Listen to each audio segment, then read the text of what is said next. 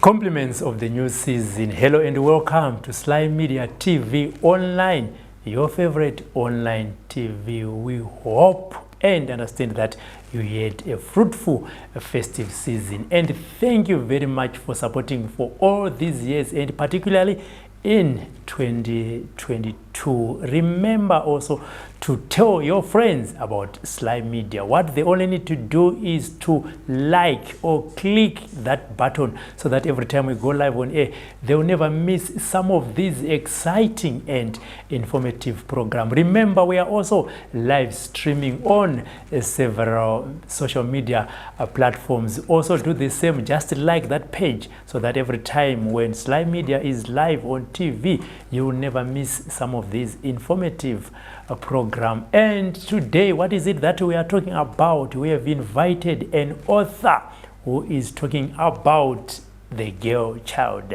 Remember, everywhere we go, everywhere you live, and everything that you talk about, the issue of the girl child is topical. Remember, we also cover traditional chiefs courts, and these cases, they are always there. So what is it that we are talking about? We are talking to the author, Catheline or Catheline. Let me get the pronunciation right. Catheline Mahuto. Welcome to Sly Media. Thank you very much. We are going to talk about the superpower of the girl child. Before we talk about that, the girl child has been marginalized for so long, particularly in the African setting of raising children. We have witnessed unfairness in the distribution of resources, lack of support and guidance in building the lives of young women. Instead, we have seen teens forced into arranged marriages with older men. We have seen the widespread of abuse of young women and eventually hopeless destitution of families as a result of divorces. What we have not seen enough of is families being educated to think beyond cultural lines and break old beliefs in order to learn to appreciate the power of raising a girl child with a mindset of building strong future generations. This book, this one that I'm holding, seeks to raise awareness of the plight of the girl child and offer readiness some insights on how to recognize and overcome gender bias-based obstacles. This is you saying it. That is me. Right. Let's talk about the marginalization which has gone for so long. Yes. When we talk about marginalization, what is it that you're talking about? What is it that the girl child has been marginalized that eventually we find in this book? The girl child has been marginalized for a long time. When we look in, especially in the African perspective, I would love to speak about the Zimbabwean girl child. Yes, yeah, yes. Before I can talk about other That, yeah, I yeah. will speak about the girl child. In many cases, our time was now. This book, I'm sure, it's a manual for the young child. Young girl child. Yes. Yeah. Our time, the girl child will be told, "Oh, we are not paying school fees for the girl child." What was your time? Well, in the what? In the 50s. In the 50s. Okay, yeah. We don't pay money school fees for the girl child because she's gonna be married. So if she's married, the husband is the one who's gonna. If he wants her to be educated, then he will have to pay.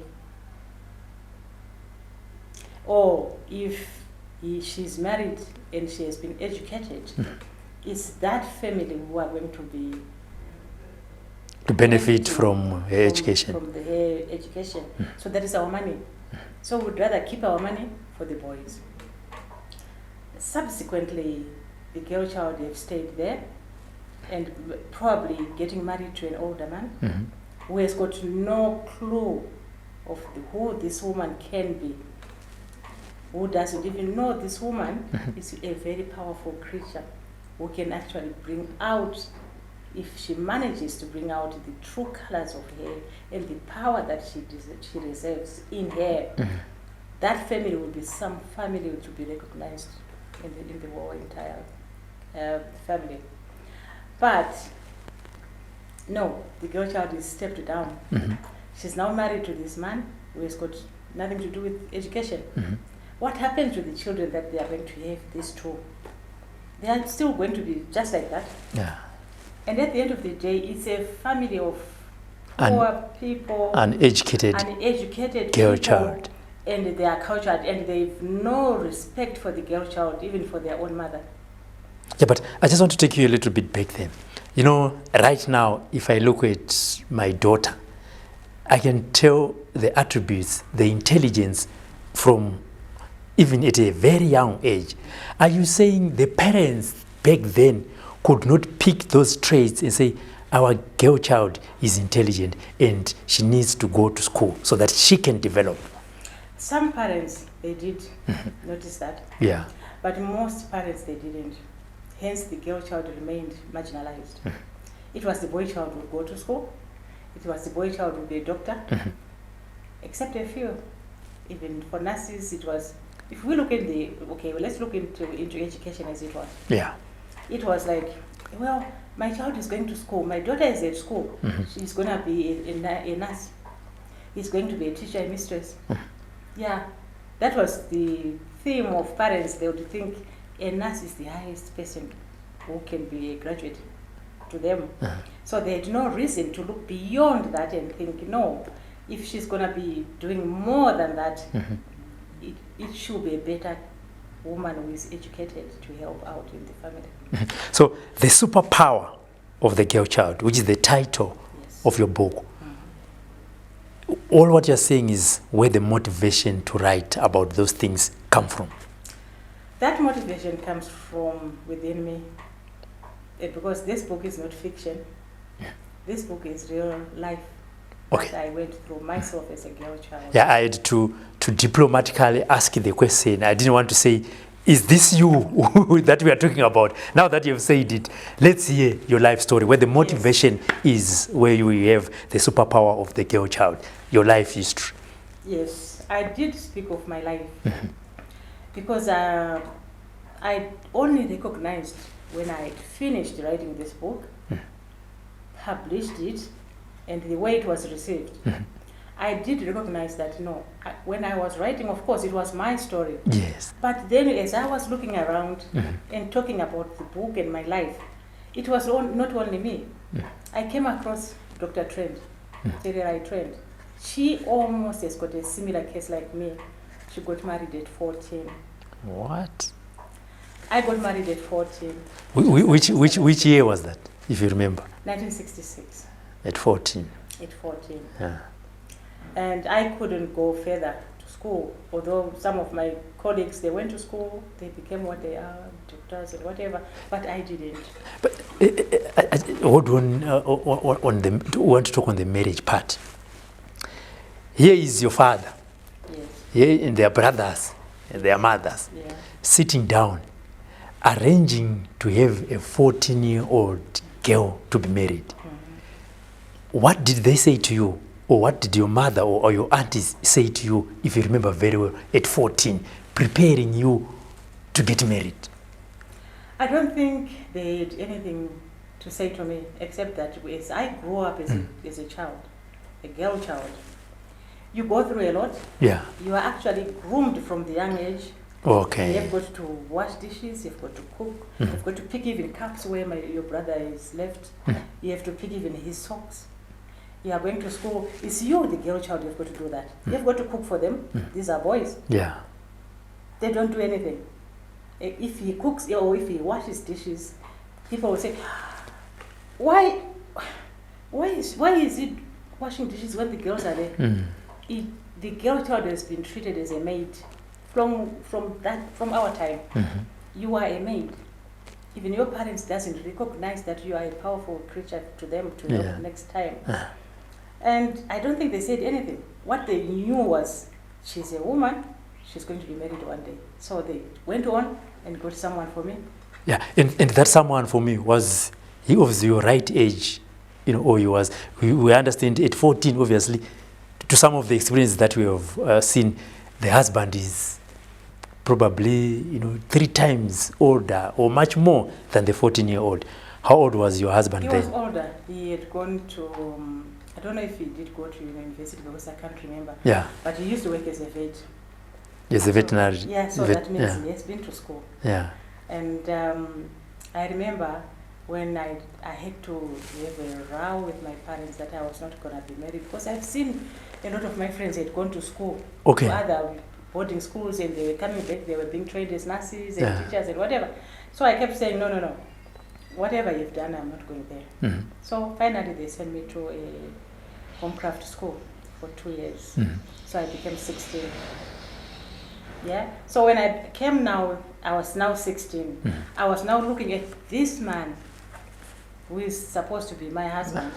Is it going to work? Yeah. And when I was sent to him, I'm sure it was because he was educated. Yeah. He looked at me. I was still that little girl. Little innocent girl. Very innocent. Yeah. And he said, you know what? I would rather have you go back to school. What? And then when you come back, Uh-huh. then we can continue. Then we get married. But at the moment, I think we are too young. Yeah. It was during colonial times, Yes. whereby people had a law to follow and people would be arrested if anything. But it used to happen behind the laws Yeah. that time. Even now, Still, it's happening. yeah, because people would still go behind it and Mhm. do things to the little girl. Mm. But this man refused and said, no, you are still underage. Yeah. 16, at least if you were 18, I would have taken you. Yeah. So he sent me back to my parents. But did they accept? No. They didn't. Instead, I got married to another one who was now an older man, who even had a daughter who was married. That was an old man. Yeah. And things didn't work out at all. So you see, when I was writing, I'm looking at the girl child. Why is it the parent that time, they didn't know, they were ignorant. Mhm. But right now, as we are, what is happening to this parent who was born probably 40 years ago, 44 years ago? Why does this parent think, or why does this man even think an underage child can be his wife?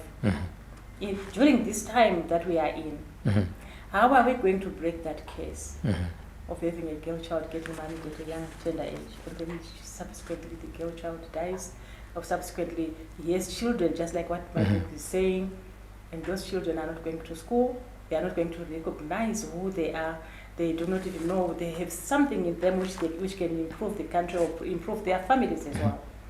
Why can't we get to a point where we break the case? Yes. We are talking to Catheline Mahuto about your book. She's an author about the book, The Superpower of the Girl Child. And if you missed the first part, she says the book is talking about her real life experience. She was married at 14. And we jump to chapter 3. The book is 9 chapters. We jump to chapter 3, The Awakening. It was on the 10th of August when my husband came home and spent the night.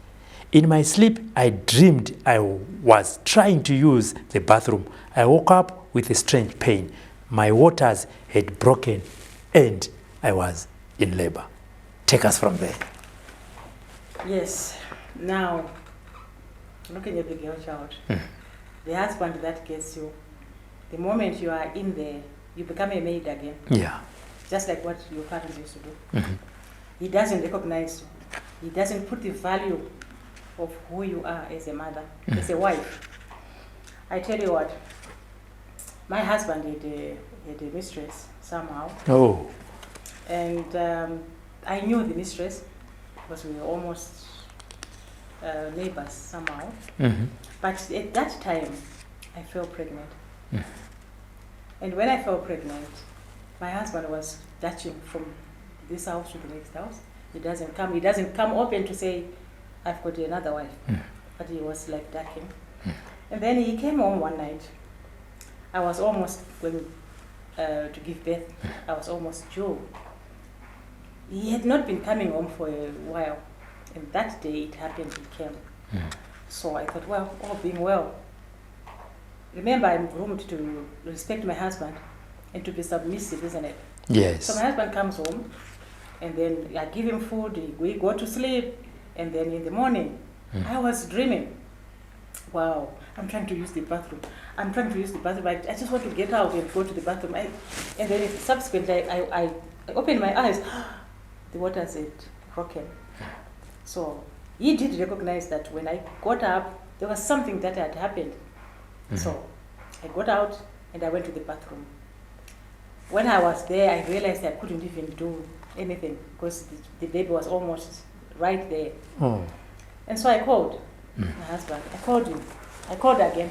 I called again. He didn't even answer. And so my neighbor had seen him drive away. He just got up. He realized there was something. He even checked on my bed. There was something that had happened. Ah. But And he he got left. out. He drove off and left me. So this mother, my neighbor, says, "Are you okay?" And I'm like, "No, I'm not. I'm in labor."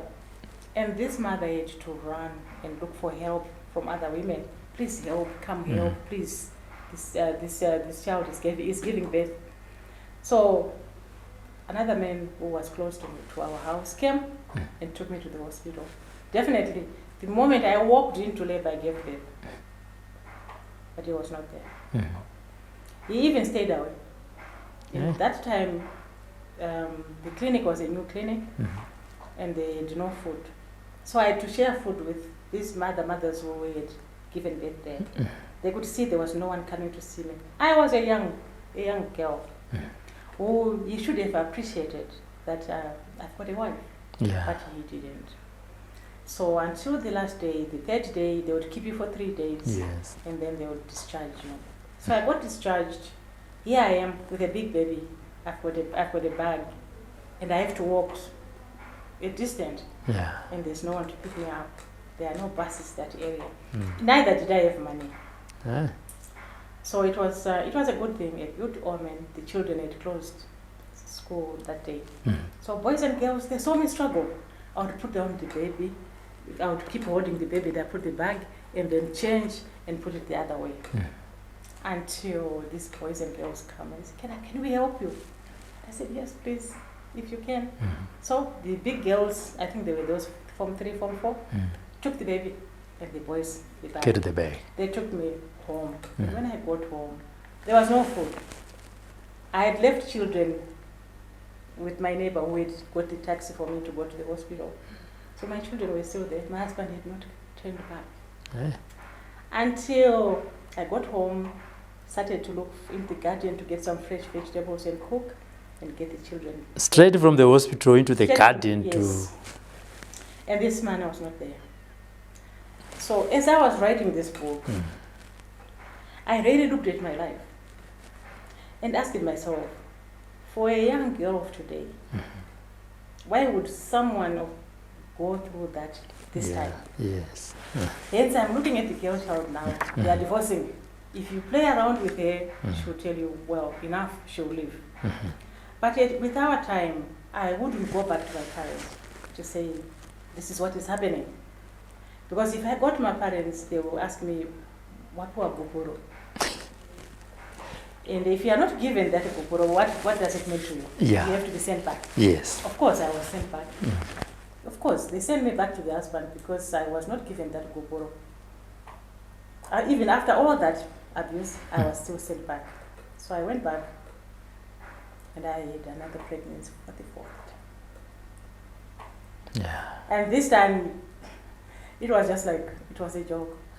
When I reached 7 months, my husband went into a church and got married.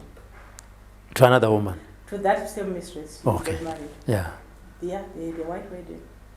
And you're at home? I was at home. And this home was not like the one in town, like the other one.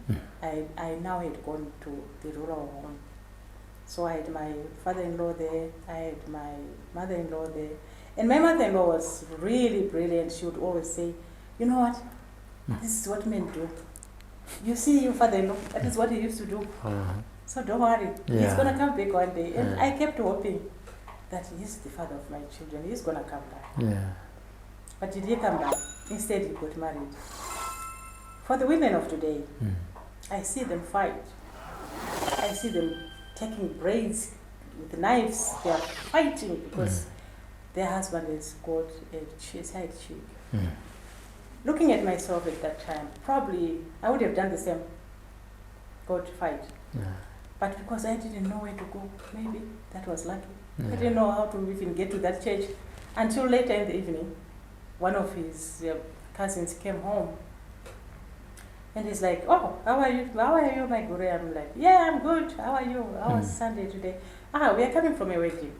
I'm like, oh, okay, wedding. Whose wedding? Whose wedding? And he calls my name, my husband's name. And I'm like, and now I'm thinking, there are 3 names in the area. So maybe one of those ones. And because of being young, it took me time to recognize that. And this one says, no. I'm talking about your husband. I'm talking about your husband. He got married today at a church in Chumbisa, Unity M. Here I'm expecting the child within the next few weeks. Yeah. And someone is getting married. He's not even taking care of it. So yeah, he got married. And he didn't come. I got to the point whereby I gave birth to the 4th child, and he was not there. And when I came out of the hospital, I did the same thing. I had no one to take me to home, although he was a business person. He had cars. He would drive new cars that time. Yeah. But I had no one to take me home because he was now appointed to another mistress. And there was no chance of me. So I got home, I had a child. I have no nappies, I have no preparation. After some few days, his sister came, brought me some things for the baby. But still I was expecting my husband to be there. I was expecting him to be the one who would take me to hospital, take me back home and make sure there was food and everything, but no, I was being taken care of by the old parents. And so after 6 weeks, it was time to take the child for baby screening. I took the child. Still, he did not come home. And that very night, he came home. What do we do? I asked him, but you were aware that I was pregnant? He said yes. And now I've got a baby who has got no nappies. Do you really feel it's okay to do that to me, or to the child at least? He got crazy. I was beaten to a pulp. So one of his cousins had to break the window and come in, and meanwhile, my little baby, she fell. She was sleeping on a sofa because I didn't have anything. Because he never cared really. I think it was in the book. I always say, it's like you get a monkey, you put it in a cage, and then you just close the door, but you don't lock it. Yeah. That was me. I was locked in this cage, but it was not locked. What he was trying to tell me was, he doesn't need me, so I must find my way and go. But I'm glued to looking at my children. If I go, so What will happen? Yeah. And what will I become? Because even In after the society, yeah. what would the society talk about me? They will say, oh, she has been there, and you know what, maybe this and that. It's the society judges you. Yeah. But what they don't see is this spirit which is being troubled. So that day, I got up in the morning. I went to my mother-in-law, and I said, you know what, I think I've managed. Look, I've got children. But I don't think I'm going anyway. There was no mirror. If there was a mirror, I think I would have gone to the mirror and asked, do I really look crazy or something? What is it about me? But there was no mirror. But in my heart, there was a mirror that asked me, of course, kid, I want to go into uchikoro. Of course, you don't have a job. Of course, your parents, they will expect you to bring that gukuro. So what are you going to do? Yeah. And I said, enough. I'm not going to my parents either. I'm not even waiting for that Gupuro now because he already is married. So I don't think I have any place to stay. Yeah. So I left and I went. But where did I go to? My parents were not going to accept me because I didn't have Gupuro. And I didn't have 4 children. How would someone with 4 kids go back to my sister-in-laws? They would say, a returned soldier. And the culture would say, hey, you remember that one? This is the one. This is what is happening to you. So definitely, I realized this and I said, this time I'm not going back to them. But I'll take my children, I'll leave them by the gate. And when I leave them there, I'll disappear. Exactly. I did. I just took the children and I left them there and I went away. Where did I go to? I had to start from there. This is something which I wrote and I said, it doesn't matter at what age. It doesn't matter your circumstances. There's somewhere where you have to start from. It doesn't matter you have not been to school. Like Dr. Catheline, she was almost in my situation. But she's a doctor. She had to go back to school. Someone recognized her and she managed to be a doctor today. So for the girl child today, I have a message to that girl child. It's not over until it's over. It doesn't matter if you've not been to school. Look at yourself. You do have a talent. You do have something that you can do in your life. But you had 4 children, and then you said enough is enough. Yes. And you are writing this book to empower the girl child. Yes. When do you think they should, if ever they are married at 14, you know, which is unfortunate because they may not have the power to decide some of these things. Definitely. It's just the parents. If they find themselves in that situation, when do you think it will be time to say enough is enough rather than to wait until someone is 4 children? Like in your situation back then, you know, we are using yourself as an experience. Yes.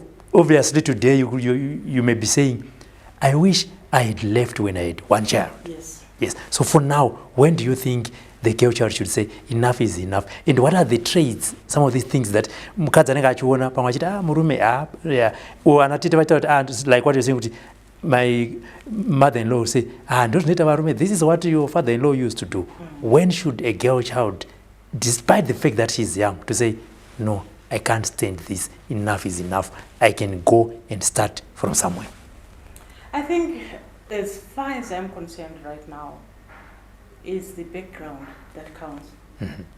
For a parent who was born in the, say, 1998, was, because they are 40, 42, 44, somewhere there, they've got children who are growing, who are actually grown up. I want to go back to that parent of today. Yeah. Because if I start with the girl child who is being married at a young age or whatever, or even 18 years, because I've seen even those married at 24, they still do the same mistake. You're okay, yeah, yeah. So if I start saying the girl child at this age, I think I'll be wrong. Yeah. I want to empower the parents. The parents, first. yeah. It's how you bring your child. It's how you've got to empower that girl child and even the boy child as well. Because there's a mistake that parents do most of the time. You have 2 children, it's a boy and a girl. You already stream and groom the girl child that you are going to be married. This one, if she gets married, she's going to be my doctor, and they are going to give me money, they are going to give me a Mercedes Benz and whatever. It's you, the parent, who are putting that in the girl child. And the boy child, oh, this one is going to be a prince, he's going to do this and that. In the house, the boy child does not cook. He's still young. The boy child doesn't clean. He's still young. Yeah. He doesn't even know how to wash his clothes. He's still young. Who is doing that for him?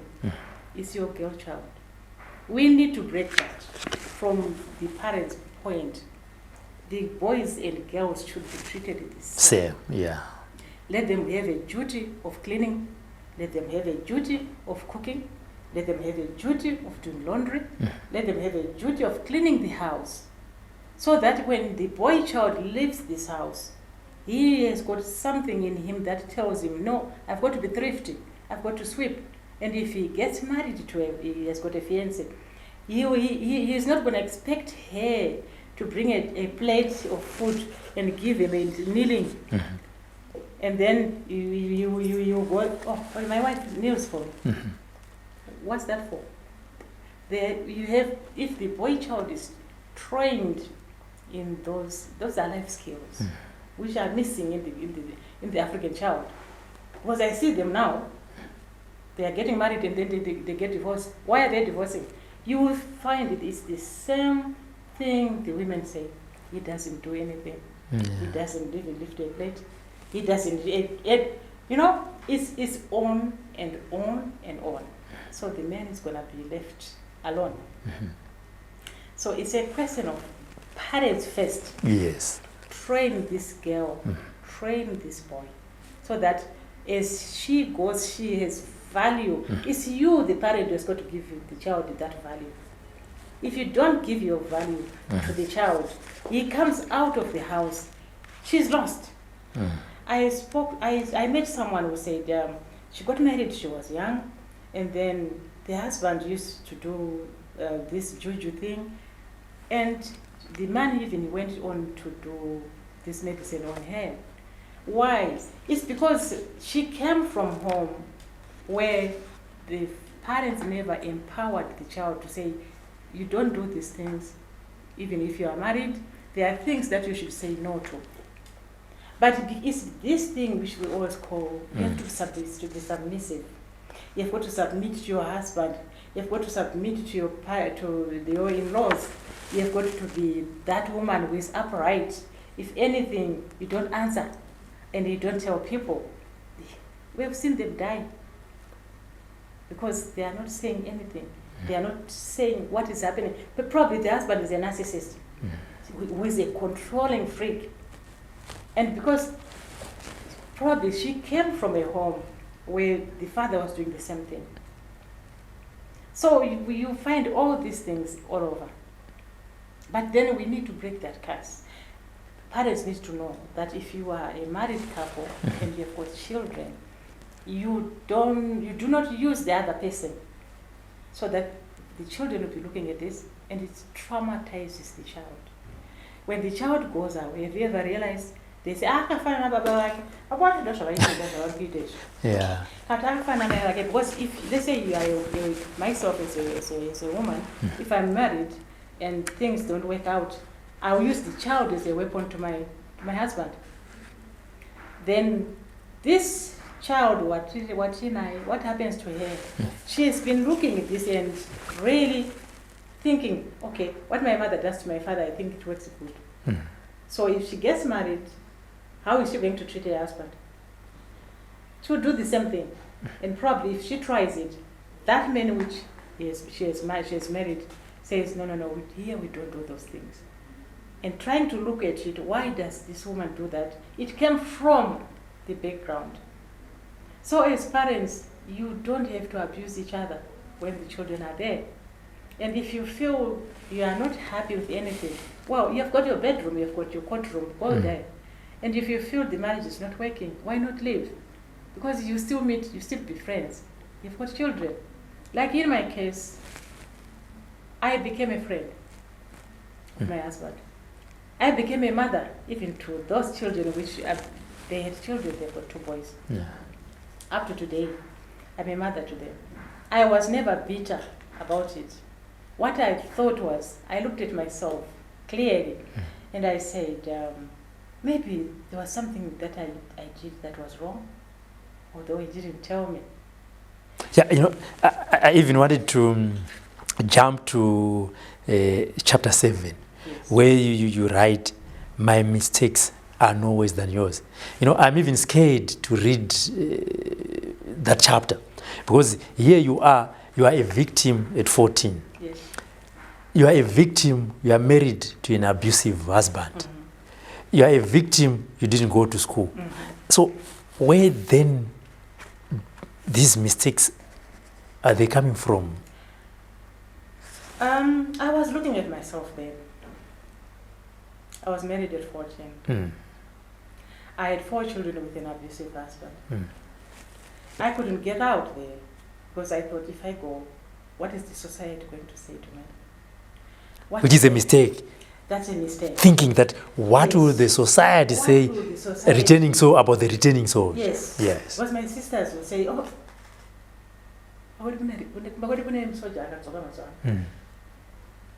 and then my brothers will go, so you are here. What are you coming for? You have got your own home, you left your husband there, and then you come here. No, you better go back. So it looks like I have nowhere to go. Either where I'm married, I have no room there. To my parents as well, I'm a girl child, I have no room there.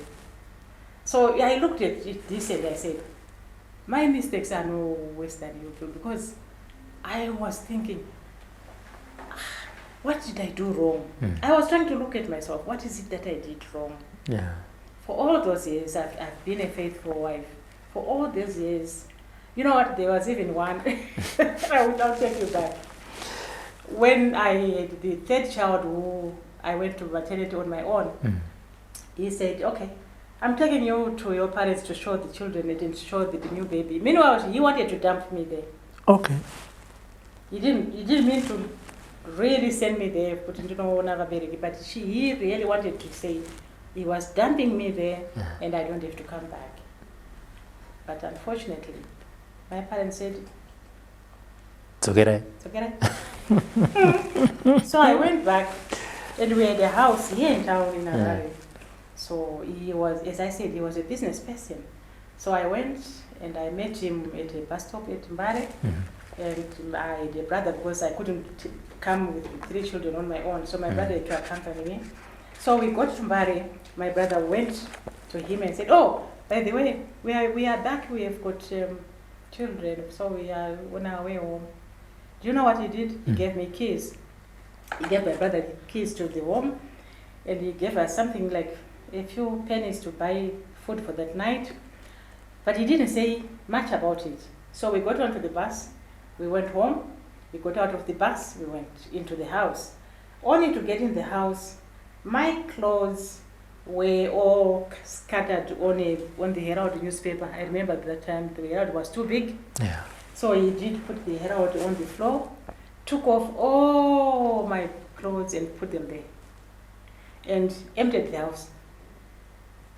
So there was nothing except my clothes, which were on the floor, and the children's clothes. He had taken all the furniture to his mistress. So the house was empty. So I got there and my brother is like, "There's nothing." And when this mother who saw me giving birth to the baby, the 3rd baby, when she saw me, she had tears. Yeah. She looked at me and she was like, "Did he tell you that he moved?" I said, "But he gave me keys to the house." And she said, "Yeah, but he moved everything. There was a lorry which came and took everything out." So I said, "Okay, no worries." So I got in. The moment he gave me the keys, he drove to his family at home, to the rural home, asked his father to say, "I don't like this woman at all." I had sent her to a home, but she came back. And so my in-laws, they said, "Never. That will not happen. That one is our daughter-in-law, and this is where she stays." So my father-in-law had to come for me in the morning. My neighbor is the one who gave us food for the night, and we slept sitting with the children because there were no blankets. So in the morning, my father-in-law came and said, "Pack." I couldn't pack everything which was on the papers, but I had to pack a few things for the kids and me. So I went to the rural home, where then I ended up having the 4th child. So looking at it, definitely, as I said, writing this book was like, I'm now giving a manual to a girl child. As you have noticed in the book, if you read, if you get to the end of the page, like on page 10, there are questions there, which I expect anybody who reads this book to work on those questions and find out themselves where they are, in whatever situation they are, whether they are married, they are happy, or they are married, there's something that is not going on. On this book, on each chapter, they will get the nuggets out of it, and they have to do the homework. Yeah, but Kev, there is a 14-year-old girl watching you right now, and she finds herself in the same situation that you were in the 50s. There's a 20-year-old woman watching this program right now. There's a 25-year-old lady, a single parent. There's a 30-year-old lady who is in an abusive relationship. What is it that they can do, which you did, to empower themselves and say, this is Catheline Mahuto right now? What were your first steps? We know you went home, left the children there. Some of the information, they will find it in the book. Yeah. Now, we are looking at you. Who is Catheline? What is it that she has done to empower yourself academically or even in terms of what you've acquired in life? Yes. I tell you what, when I came out, I don't think I ever wanted to look back. I looked at myself squarely. I said, I have not been to school enough to say I've got a certificate and I can present it. I didn't have it. Yeah. So I did find myself doing photography. That was my first job. And every photo that has ever been taken in our family, it's me who have taken it. Wow. I found myself looking for a job, so I went to Masasa. There was a photography. There was a man there, we had a studio. So I said, I just want to find a job. I thought he was going to say, you can clean the floor, but he said, no, I'm going to train you to do photography. So I started doing photography. Yeah. We were doing those ones which you have to bring a negative and then develop it. Osukwa. Yes. Those were the photos that I used to take, and when people used to come and get them for driver's license, for passports. I didn't know about passports. I never knew I was going to be out of the country either. So I started doing that. But did I have somewhere to go and sleep at night? I didn't. Wow. And I did have some cousins who were okay. Probably they would call me and say, you come to our place tonight, you can stay with us, don't bother. I had my uncle with his family. It wasn't easy. And I each time I went and banged my door there, on the door, and the door was not open, I went back to where my door was not open. And I would say to myself, but I did walk out. So if I knock on your door and you are not opening the door, I would say, okay, I did walk out, I have to walk out now. So I did walk out. And I remember I used to sleep behind Queen Elizabeth Hotel. Yeah. And as I was sleeping there one day, it was early morning, this manager came, found me sleeping, and the little shoes, they are ladies' shoes. And it was not something that people used to do, isn't it? Yeah. At that time, it was before independence. And so this man came and says, you're a woman. Why are you sleeping here? And I said, I started crying. And he said, no, come in, take your things, take your bag. He took me into Queen Elizabeth Hotel. And I said, you know what? I know when a woman is in trouble. And I know if something doesn't work out for a woman, this is what happens. Yeah. So don't say anything. I never said anything to him. But he gave me a room which was his own. And I stayed there, and he asked me, where are you working? I said, I work at a photography shop in Masasa. So I would sleep there, and each morning I would have to leave the key in the locker. But I stayed there for 6 months without paying, until I found my first house, my first lodging in Mbari in Zambia. That was my first house to lodge. But remember, I had children, 4 of them, 2 boys and 2 girls. I had left them with my parents. I didn't want my children to remain with my parents. Neither did I want them not to know that I was there for them. So after I got the house, it was a 1 room. I went to my parents and I said to my dad, I've come. I just want to take the children away with me. My dad said, no, you can't. How will you manage? I said, yeah, I've got a house now. I've got a room. in Bari, room with 4 kids. Yeah. Said, how are you going to manage? I said, I will. I started from there. And from there, we got into independence, and then I got a job in the ministry, Home Affairs.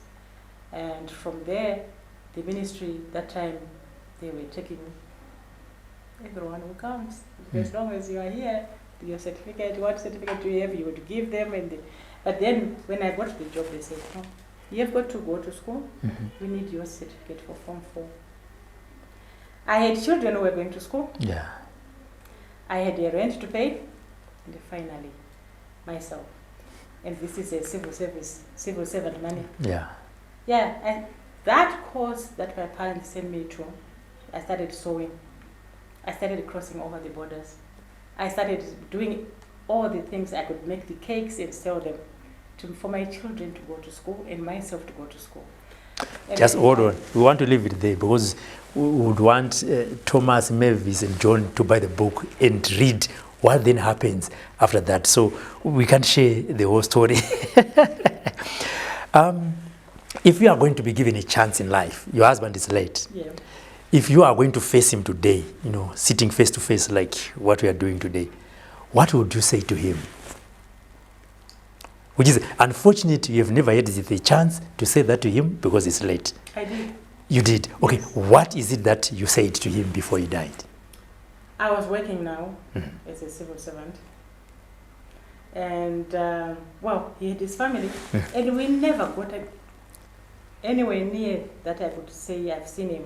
Yeah. Until that day. It was right downtown. And I saw this man walking, but there was another man in front of him. So he stopped that other man and he asked for a cigarette. And that man took off the stub which he was smoking and gave it to my ex. Subsequently, I got near and I'm like, what? You are smoking? When did you start smoking? He said, you know, things are not working. You know what? I did a huge mistake. He is looking at me now and he's thinking, what? Because he used to call me Ambuya. Ambuya. But I'm not we have to get Doku, Musunge Doku. And if I was going with him for shopping, because he would always come and say, "Together I'm going to shopping," but I can't get in the car without a Doku. So I had to cover my head. And so he saw me. I was this woman which he once saw very young, but this is now a mature woman. So he said to me, you know what, I did a very big mistake. My first love was not wrong. I did myself a very big mistake. I don't know what to do. That marriage never worked. And I said, oh, okay, but that's not what I want from you. I didn't expect anything either. I don't even want to know if there's anything wrong. But okay, why are you smoking? He said, I was trying to take off stress. The stress, yeah. So I said, okay. So I got my handbag. I took $5. That time it was £5. So I gave him the £5 and I said, instead of having a stub from that man, you'd have to go in and buy the whole packet. The whole packet. So I gave him the £5. And so he went into this shop. And then I left. I just gave him the money and I left. And so he went into the shop, whether he bought these cigarettes or no, I don't know. But from his own mouth, when something had gone very wrong, he came now to say he was very sorry. And he wanted to say sorry to my children because something is gone wrong. And he doesn't want to die without saying sorry to me. So he did come. And he says to me, I want to tell you something. That money you gave me that day is the money that I used to go home because I didn't have any. And when I got home, I found there was a letter for me to go and work somewhere where he was asked to. He was no longer a business person. The money had gone, so he had to go and get employed. So he found there was a letter of appointment there. So that money helped me to go and get to that job. Subsequently, he got employed from that company until he died. But I tell you what, when he died, I had nothing to do with him, but he was now noticing the children. He probably would come by and then leave something, leave some bread there, leave some milk there. But at the end of the day, he said he was so sorry, and he regrets even doing what he did to me. But for some reason, I wasn't bitter. I think that's where the person said, which I said, my mistakes are yours. Because I was not bitter. Because if I was bitter, even these children, I wouldn't accept them in my house. But they are like twins with my children. They speak, they do things. If those ones who are across the borders come, they always meet those ones who are here. Yes, I know, Kathy, you said you're not bitter. I want to hear, when he said, I am sorry, I made a mistake, to you as his first love, what did you say to him? Yeah, I said, that's okay. It was your time. Yeah, that was your time, so I wouldn't change anything now. But you can't change anything either, because I'm never going to go back to you again. Yeah, I think, but with the woman of today, the moment you go to say sorry, they'll be mad. Yeah. They won't even want to see it. Which is why, when I say I wasn't bitter, and I'm not even bitter up to today. I did take my children back to that home. I used to go. I even got to a point where I buried my mother-in-law, but I was no longer there. And this woman was there, but I didn't mind. I did go, because I would always look at myself and think, maybe there was something wrong with me. And maybe God prepared me for something that I can do better than getting married. So, Catherine, where can one find this book? This book is on Amazon. I will leave you a link. And it comes in 2 versions. One is a Kindle, and the other one is this paperback. Yeah, it's on Amazon. I'm also very much available on Facebook. Yeah. The Superpower of the Girl Child is a page.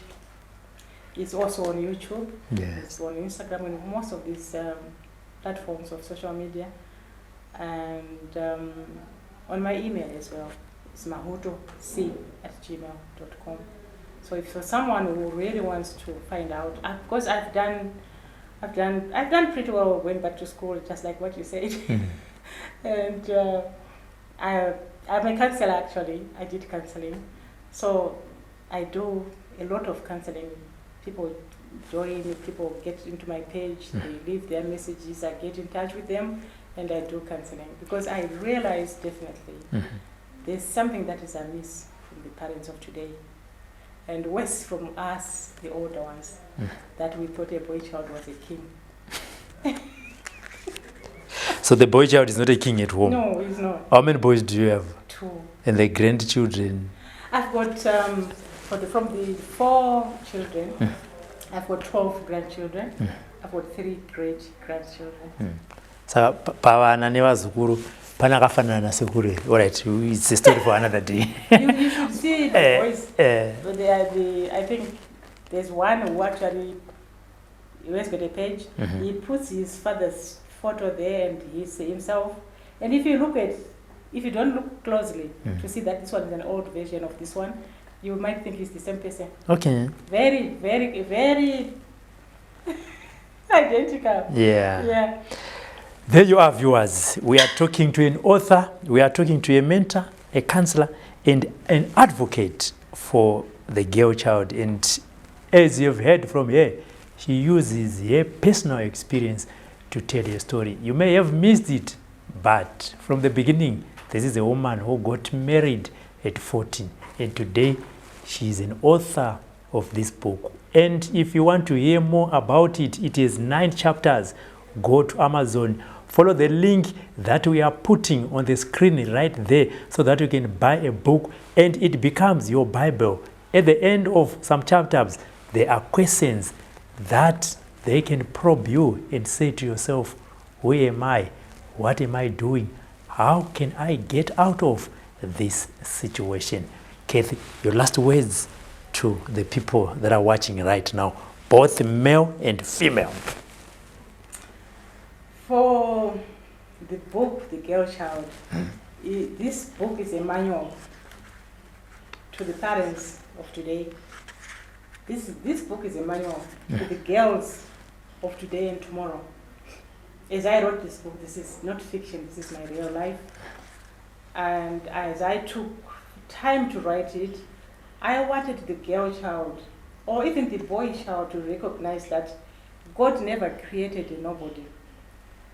Even if you are disabled, you still have got a place where you can be flourishing and doing something. Parents of today, I have to urge the parents of today to recognize that they need to treat the children the same. If you are a boy, take time to learn how to clean the house, how to cook your food, even to serve other people, and how to treat your sister as an equal. There's a lot that has happened to the girl child that even up to date, we still find the girl child is being marginalized. If a father dies today, in most of these cultures, they will tell you a girl child doesn't have anything. You are not given anything according to the parents because you are a girl. You cannot even build a house where you were born because this is your father's homestead. You are told because you are a girl. But meanwhile, maybe you have not been married, or maybe you have been unfortunate. You were married, you are at the homestead of those people. They'll tell you to go because you don't belong there. So at the end of the day, I'm looking at the girl child more and advocating for the boys of today to realize that a sister is not an enemy. Their sister, they have to take care of their sister. When you have a home, your sister should also have a space to stay.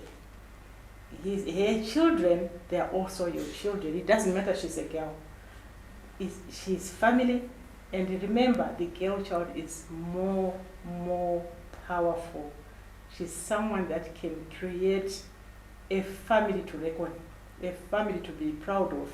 The girl child is really blessed. So take care of the girl child as I pen off today. Thank you so much. There you heard it from yourself, the author, talking about a real life story. The book is called The Superpower of the Girl Child by Catheline Mahuto. As you've said, follow the link that is on the screen and have a copy on Amazon. On the first chapter, The Girl Child Chronicles, Kathy said, "My faith did not remove the pain, but faith got me through the pain."